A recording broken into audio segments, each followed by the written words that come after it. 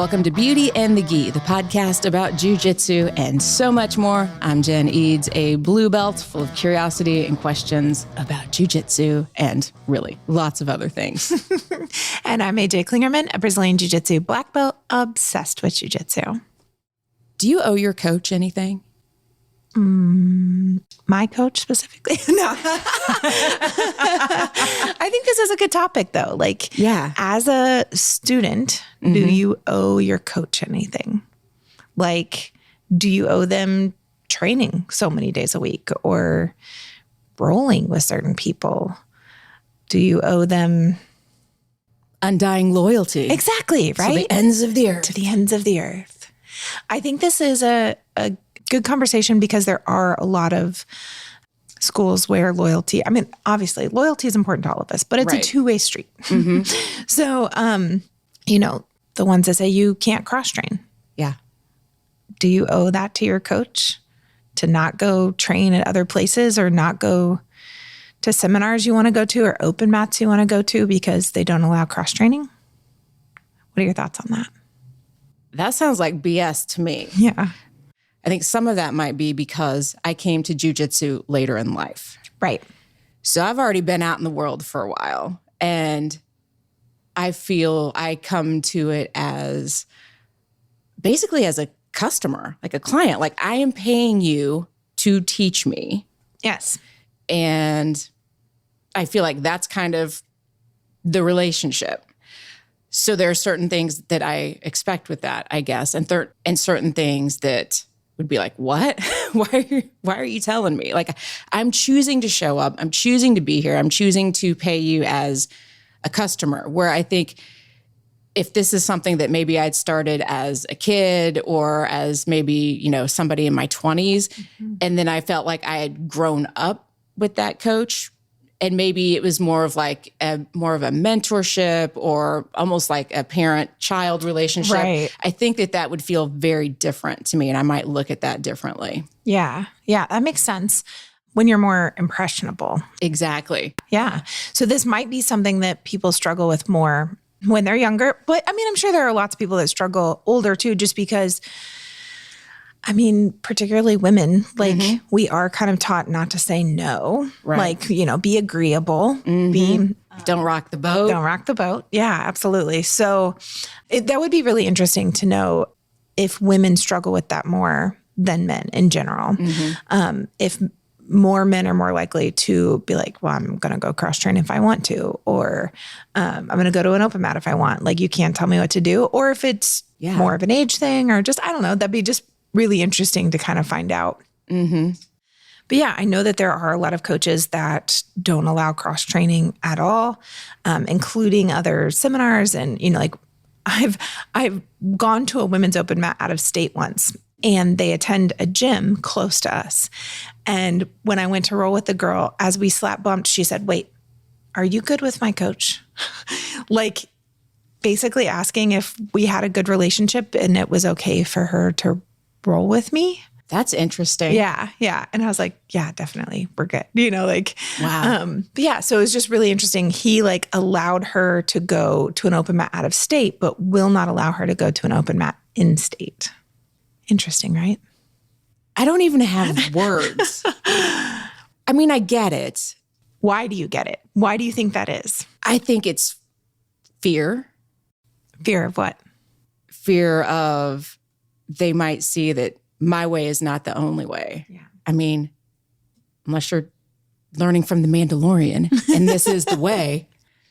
Yeah. See, that's fear of loss. That's for all of my Star Wars people out there. I love you. You're my people. But you're right. Fear of loss, right? Like, they're worried that they're going to lose their student. And I think that's what it really boils down to for everyone that doesn't allow cross training is they're afraid that they're going to lose that student. Yeah. They tend to spin it that we don't share our jiu-jitsu, or you might end up rolling against somebody that you're going to compete against, or, I've definitely seen it they try to spin it in like a protective manner, but I think it's really boils down to a fear of loss. Yeah. And it sounds creepy and controlling to me. Absolutely. At least that's how it feels to me. Yeah. Yeah, definitely. What about like, do you owe your coach to compete? No. No. Do you think that there are people that think so? Probably. I'm guessing. Yeah. And that might not even be so much like out of loyalty, but like not wanting to disappoint them. Right. Feeling like, well, I've got to compete because I need to contribute to points so that we do really well as a team. Yeah. Yeah. And I get that. I mean, I do, you know, like, and I myself am sure that I've been like, hey guys, there's a competition on my freaking birthday. So if I have to be there coaching, let's do it together, right? Like, let's all compete. Because there is a sense of like, when we're all getting ready for competition together, there's like some really good bonding and we all kind of rise together, right? Exactly. But I'm not telling you if you don't compete, you know, get out. Yeah. Or you have to compete. It's mandatory, which I've heard before. I've absolutely heard it's mandatory for everyone to compete. You have to. Right? Yeah. Yeah. I don't owe you my body.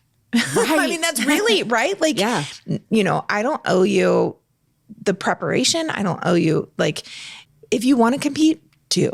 If you want to be a part of that, you know, like everybody's getting ready to compete together, great. Absolutely. Even if you're nervous about it. Mm-hmm. If you want to be a part of that, do it. But I don't think you owe it to your coach to compete. No, you don't owe it to anybody but yourself. And if you want to do that, great. If you don't, then that's fine too. And I think sometimes that feels kind of seasonal. There have been times in the past when I've wanted to compete. I've kind of lately been in one of those, I don't really want to compete right now because it makes me a cranky, hateful troll. But we're going to work through that at some point. Yeah. But I still love leading into competition because I like that mindset. And even though I'm not competing, I feel like I show up a little better and a little sharper because I know my teammates are competing and I want to make sure that I'm doing as much as I can to help them prepare. And that makes me feel like as much a part of the team as if I was going out there and competing. So. And you are. That's the thing. We can't have all of us. I mean, you know, like it'd be great if we all competed, our bodies were great and, you know, like, but it is also nice to have people that aren't competing that are pushing everyone. Mm-hmm. A good example of that right now is our kids class. About half of them are competing. And so they're competing this weekend. So I'll pull them out, the competitors, you know, like pull them out of the line, and then I'll pair them up with someone who's not competing.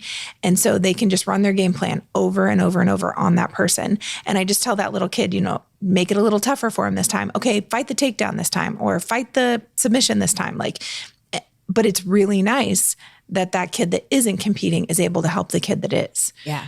It would be really hard to run your game plan over and over when you're both competing. So it's nice to have those people that aren't competing to help us get ready. Right. And if everybody was competing at the same time, it would be really hard to clone you so that you could be at all the mats to coach us. That is true. Absolutely true. So yeah, I think, you know, like when we're talking about these various things, cross-training competitions, seminars, events, you know, like you don't owe these extra things to your coach. Mm-hmm. You know, like you don't have to do it because they're telling you you have to. Yeah.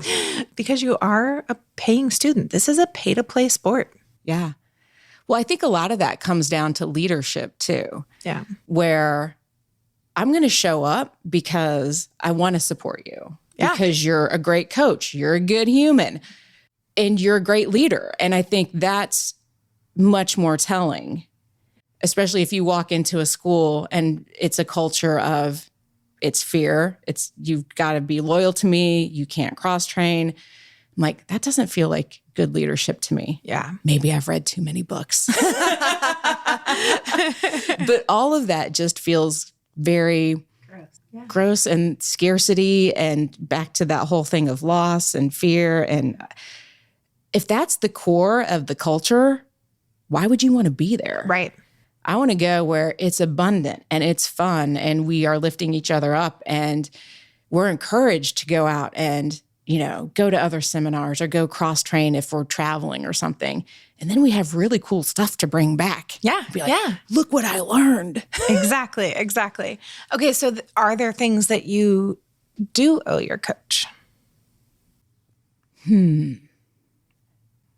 I think so. I think it's not just the coach. I feel like it's the team as a whole. And that is to show up prepared, to show up ready, to be a good training partner, to listen, to not be distracting. And it's not necessarily that you owe that to your coach. Like, you just be a good person. You know, show up. If you're paying to be there, then show up ready to learn and prepared and on time, or as close as you can be on time, Jennifer, if you're listening to this.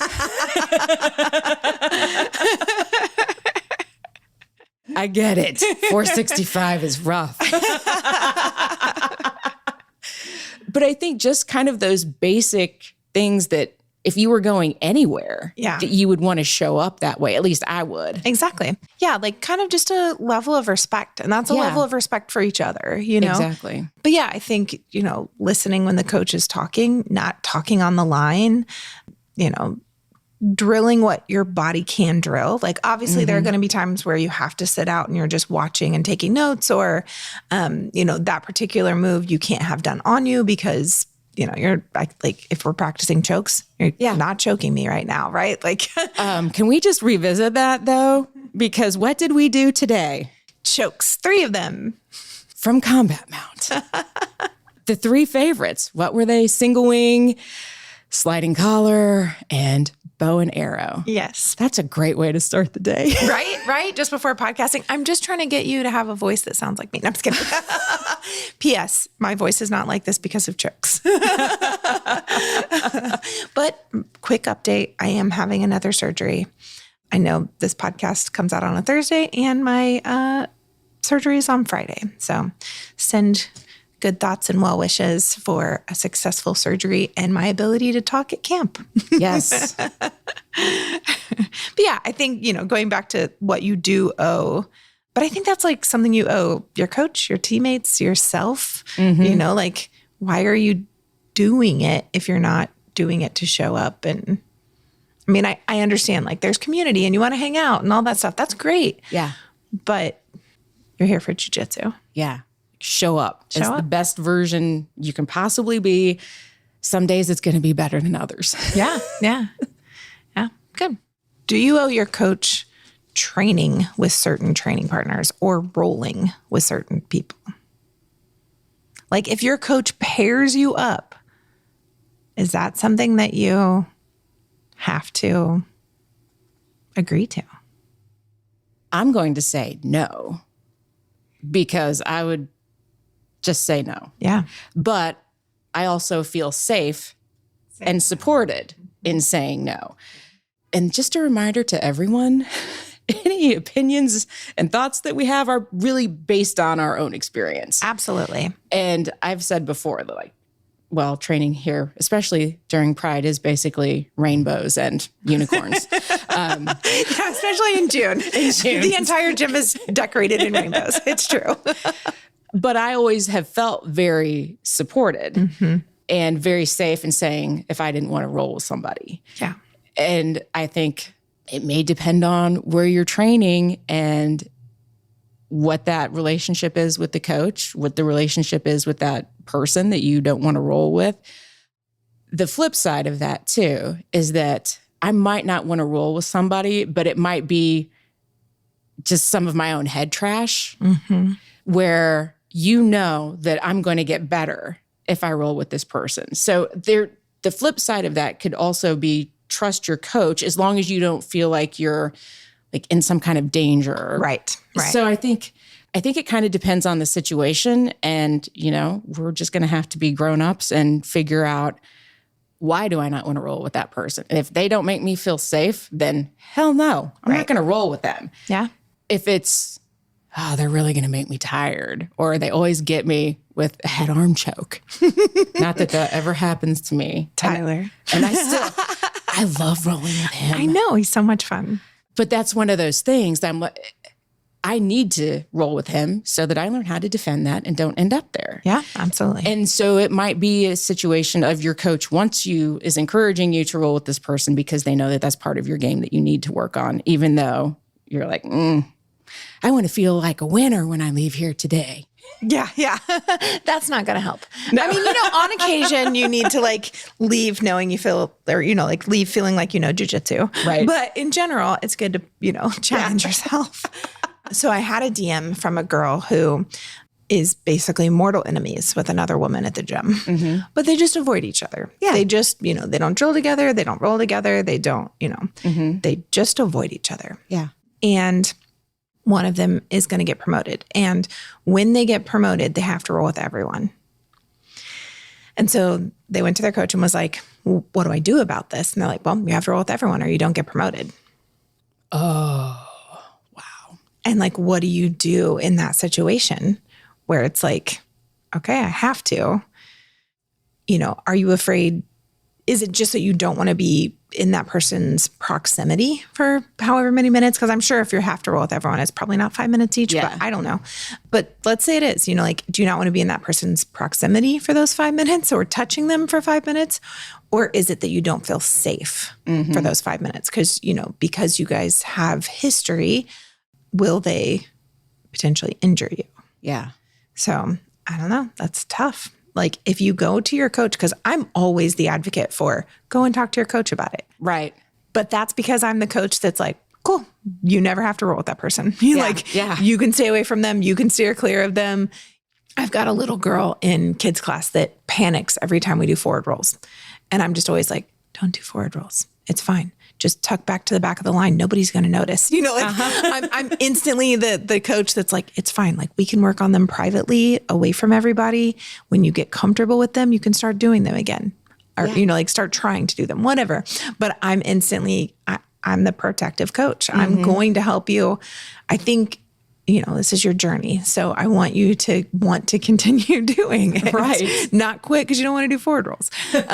But, I think talking to your coach, if it doesn't help to talk to your coach, I don't know. I don't know what to do. Yeah, that's a tough spot to be in. Yeah. We want to hear from you. We DM us on Instagram at Beauty and the Gi Podcast and let us know what you would do. And if you've been in that situation, I will also post a question about that if you're listening in Spotify, and you can answer the question directly from your Spotify app. Excellent. That's the wrap, right? That's it. I think so. I feel like that's, yeah. I think next time we should talk about, does your coach owe you? Oh, that's a good question. All right, friends, make sure that you have subscribed to the podcast if you haven't already, so that you don't miss the next episode of Does Your Coach Owe You? And like we said, we want to hear from you. We're hanging out on Instagram at Beauty and the Gi Podcast, and we're also there individually. I'm at Brassy Broad Jen, and also on TikTok. And I just said I'm role model everywhere you go, which is true. I'm AJ Klingerman everywhere you go, except TikTok, where I'm only role model. I don't need 2 TikToks. I barely post on there anyway. I know. It feels like a lot having 2 Instagrams. Yes. Oh, I have, 6 Instagrams or something. Of course you do. It's a lot to keep up with, guys. I need a social media manager. You do, for sure. And also, we have a YouTube channel. It's Beauty and the Gi Podcast on YouTube. We are committed to start getting back to doing more video because we've actually heard from one of the younger folk that they want more video. And we're here. We're here for that.